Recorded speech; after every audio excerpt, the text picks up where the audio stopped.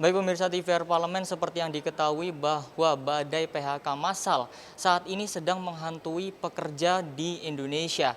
Seperti yang diketahui bahwa hingga saat ini yang sudah ter-PHK atau yang sudah mengalami PHK massal ini tercatat sudah hingga puluhan ribu. Ini sudah dari industri padat karya bahkan hingga startup. Nah, bagaimana tanggapan dari DPR RI menanggapi dengan adanya badai PHK massal ini?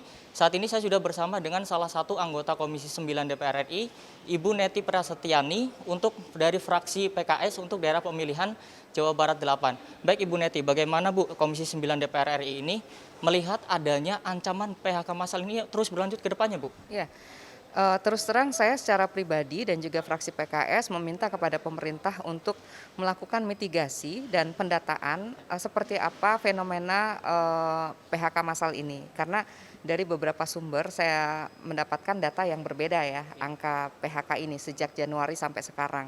Ada yang mengatakan sudah 70.000, 60.000, dan bahkan kemudian kalau kita konfirmasi dengan berapa banyak klaim JHT yang dilakukan oleh pekerja kepada BPJS Ketenagakerjaan, ini sepertinya memang mengkonfirmasi bahwa terjadi gelombang, PHK, dari awal tahun sampai sekarang. Nah, tentu saja yang, saya minta kepada pemerintah selain pendataan, yang kedua adalah menyiapkan sebuah kebijakan yang betul-betul berpihak kepada para pekerja ya. Karena bagaimanapun ketika kita bicara pekerja, di belakang mereka ada sejumlah anggota keluarga yang, betul-betul mengharapkan nafkah dari kepala keluarga atau dari pekerjanya ya. Dan ini tentu saja akan berdampak secara signifikan pada permasalahan sosial yang hari ini juga menjadi beban ya bagi pembangunan, seperti angka stunting, kemudian putus sekolah, perkawinan usia anak ya. Ini semuanya kan sebetulnya dampak dari permasalahan ekonomi yang tidak kunjung selesai, utamanya pada masa pandemi global yang sudah hampir 3 tahun ini. Dan yang ketiga, tentu saja saya juga mengingatkan kembali kepada pemerintah bahwa sebetulnya, eee, pintu PHK ini juga menjadi lebih mudah ya, dengan kehadiran Undang-Undang Cipta Kerja.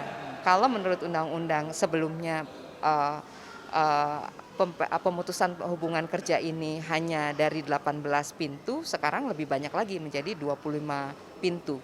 Termasuk juga kebijakan, pekerja alih daya, kemudian PKWT dan sebagainya, ini juga semakin mempermudah, perusahaan melakukan pemutusan hubungan kerja. Nah, oleh karena itu sekali lagi saya meminta kepada pemerintah untuk betul-betul membuat sebuah formulasi kebijakan, agar, betul-betul situasi resesi ekonomi global yang sudah disebutkan, sejak awal ini tidak, menjadi bumerang ya pada, pekerja Indonesia, utamanya pada, kesejahteraan rakyat Indonesia, Bu, seperti itu. terkait dengan perlindungan untuk pekerjanya sendiri, Bu, setelah misalkan untuk yang ter-PHK seperti itu, untuk hak-haknya untuk mereka itu bagaimana Bu Komisi 9 DPR ini bisa mengawalnya, Bu? Ya, tentu dalam rapat bersama BPJS Ketenagakerjaan tadi saya ingatkan ya bahwa, apa yang kemudian menjadi jaminan sosial bagi para pekerja, menjadi amanat konstitusi, itu harus ditunaikan gitu. Jadi jangan sampai kemudian selama ini mereka sudah bekerja, dari sekian, penghasilannya sudah diambil untuk membayar iuran, jaminan hari tua, kemudian kecelakaan kerja, kematian, pensiun dan sebagainya, itu di ujung tiba-tiba menjadi customer pain ya, menjadi sesuatu yang sulit untuk diklaim, sesuatu yang sulit untuk dicairkan, begitu.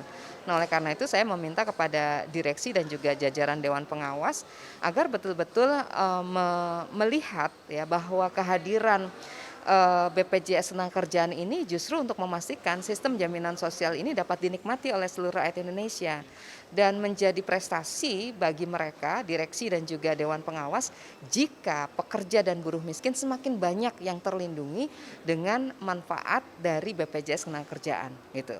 Nah, itu yang menjadi catatan saya, sehingga ketika hari ini kita mendapati gelombang PHK massal, seharusnya mereka bekerja keras gitu. BPJS Ketenagakerjaan tidak berpangku tangan, tidak pasif, justru menjemput bola, melakukan kerjasama kolaboratif dengan, Kementerian Ketenagakerjaan, di daerah juga dengan Dinas Tenaga Kerja, dengan pengawas, berapa banyak perusahaan yang nakal yang belum mendaftarkan pekerjanya untuk menjadi peserta dan sebagainya.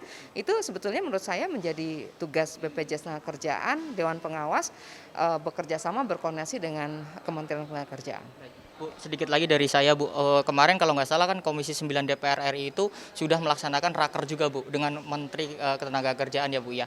Nah, di situ juga membahas terkait dengan antisipasi PHK massal, Bu. Nah, kira-kira Ibu ke depan Komisi 9 akan mendorong seperti apa, kebijakan-kebijakan seperti apa, Bu, supaya masyarakat juga tahu untuk bisa mengantisipasi adanya PHK massal ini di tengah tahun depan ini sudah ada ancaman resesi, Bu. Ya, tentu saja pemerintah melalui Kementerian Ketenagakerjaan harus mengoptimalkan kehadiran pengawas ya dan juga dirjen penyelesaian hubungan industrial ya. Kenapa? Karena agar tidak mudah memberikan izin bagi perusahaan untuk melakukan pemutusan hubungan kerja terhadap karyawannya, itu satu. Kemudian yang kedua, Kementerian Ketenagakerjaan harus melakukan optimalisasi pengawasan untuk menentukan apakah sebuah perusahaan itu pilot, bangkrut atau rugi begitu. Jadi jangan sampai ada klaim sepihak bahwa perusahaan rugi, tapi ternyata sebetulnya dia hanya ingin menggeser, merelokasi ya pabrik atau perusahaannya ke tempat lain yang upah buruhnya lebih murah seperti itu. Dan yang ketiga, tentu saja Kementerian Ketenagakerjaan harus memastikan bahwa perlindungan sosial ini dapat diberikan, dinikmati oleh pekerja yang mengalami PHK selain manfaat dari kepesertaannya di BPJS Ketenagakerjaan. Terima kasih Ibu Neti atas waktunya.